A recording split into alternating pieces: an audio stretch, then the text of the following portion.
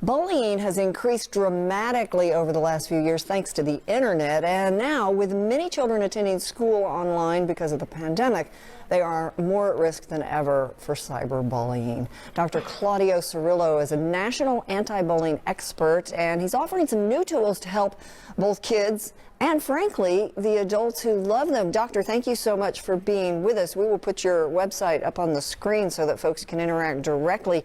When I mention children, apparently cyberbullying is also increasing for adults. Let's talk about that first. What do you mean by cyberbullying against adults? Well, look, we're living in a very different world than we used to live 36 some years ago. Right now, everybody's in a virtual digital world. And whether it's adults or children, they're getting into Zoom accounts, getting Zoom accesses, and both adults and children are in this new dilemma called Zoom bombing, and they're affecting each other's lives, whether it's harassing one another at work, and certainly virtually or in a hybrid program, as we face in many of our schools across the nation now. And it doesn't negate the fact that our second leading cause of death among our children, our teens, is teen suicide, which we're facing nationally. Right. And the bullying can be 24/7. There's no relief, which, of course, it's the benefit of the internet is that we can always access the world. The problem with it is we can't get away. What might bullying look like? Is it just harassing language? And at the same time, how should one handle it in a way that's emotionally healthy for them? Well, look, I was an immigrant to this country, and bullying was very different. We didn't have the internet, obviously, in 1974, but we did have the physical and the verbal and the relationship. And I was a victim simply because I was an Italian immigrant. Kids called me a dago, a guinea, a wop, like in many ethnic cultures. And they threw rocks at my face, shattered my nose, my front teeth. And as I said yesterday in an interview, we can have plastic surgery replace those exterior scars and wounds. What we're having trouble replacing and healing is those intrinsic scars, which many children certainly now resulting to other forms of violence, whether it's bringing a weapon to school or certainly taking his or her own life. But it takes on the forms of the physical, the verbal, right? We hear that every day. We're in a pandemic and we're in a presidential election, and unfortunately, it doesn't appear that any two parties or otherwise are very nice to each other. The debate or its parents at a sporting event. You have that relationship. It's not involving people in play or in work activities or after work activities. And then obviously the notorious one that you mentioned early on in the segment is the cyber realm. And the cyber realm is now affecting 13.5 million people, children nationwide, and adults who want to hide behind Snapchat or High Calculator or various other predator-based apps. And then you have those other forms that affect children with disabilities, the manipulative, the conditional and exploitative forms of bullying.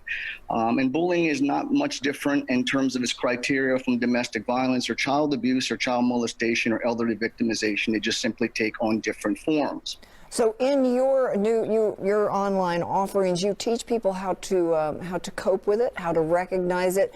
Let's start with what parents should look for in their children, because sometimes parents, as one, we don't want to bring something up for fear, if our child doesn't bring it up, for fear of raising the issue and maybe making a child aware of it. What should we look for to indicate that our children are perhaps struggling with this? And let me share, as a parent myself and as a school official, I have three teens, an 18, a 17, and a 16-year-old. The most dangerous child is my teenage daughter. My daughter was a victim of both physical and online bullying.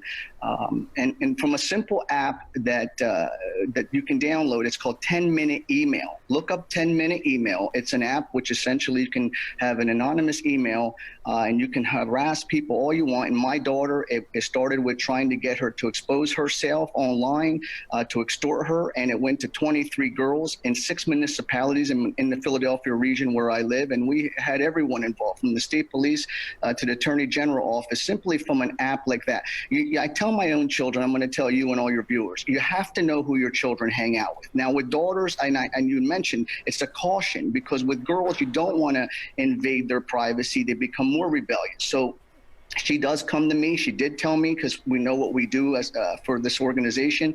But know who your friend, know the parents. We communicate with the parents. They say, oh, we're going here. We're going to go to a sleepover. I call the parents. I confirm that they're there. I know who they're with. And sometimes, unfortunately, the apple doesn't fall far from the tree, nor do their friends. And so I have my own concerns about some of my daughter's friends with respect to their character. So these are the things that I know it's tough. I know it's tough love, but as parents, you need to be vigilant and proactive, because it will get worse far before it gets better. Absolutely. Well, teachanti-bullying.org will help an awful lot. And to your point about girls, then there are boys who we teach kind of not to be emotional and don't show their pain. So we have to be careful Correct. with them too. Thank you so much for your time. Appreciate Very your welcome. work. I hope you all have a great day. You too.